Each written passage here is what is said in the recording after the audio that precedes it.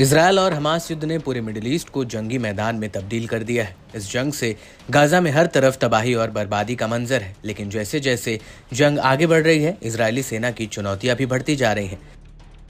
Israeli सेना जितना Gaza के अंदर बढ़ रही है, उसे प्रतिरोधी समूहों के जबरदस्त हमलों का सामना करना पड़ रहा है।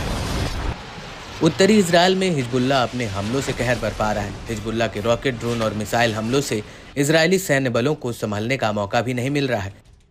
वहीं दूसरी तरफ हमास के लड़ाके फिलिस्तीनी प्रतिरोधी समूह एकजुट होकर इजरायली बलों को छका रहे हैं। फिलिस्तीनी प्रतिरोध ने गाजा पट्टी में इजरायली कब्जे वाले सेना के खिलाफ लड़ाई और घात लगाकर हमले करना जारी रखा है।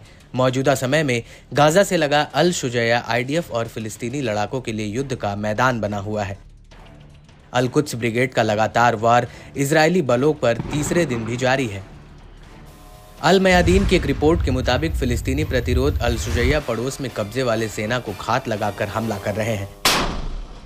यहां दोनों बलों के बीच एक बड़ी लड़ाई चल रही है और इसी कड़ी में फिलिस्तीनी प्रतिरोधी सैन्य यूनिट अल कुद्स ब्रिगेड ने बताया कि हमारे लड़ाकों ने अल शुजैया में इजरायली कब्जे वाले कमांड सेंटर के साथ साथ इजरायली सैनिकों के समूहों और सैन्य वाहनों को मोर्टार के गोले से निशाना बनाया।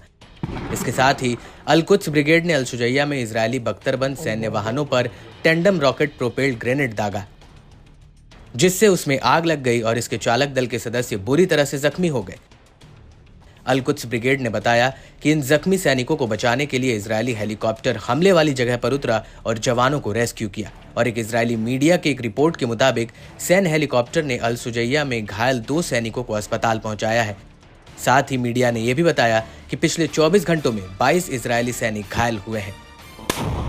वहीं हमास की सैन्य शाखा अल कसम ब्रिगेड ने बताया कि उसके लड़ाकों ने इजरायली सेना के साथ कब्जे वाले इलाके में जंग लड़ी, जिसमें आईडीएफ के जवान घायल हुए। साथ ही अल कसम ब्रिगेड ने गाजा शहर के पूर्व में अल शुजैया में बगदाद स्ट्रीट पर इजरायली सैनिकों और सैन्य वाहनों के ग्रुप पर मोर्टार गोले भी दागे।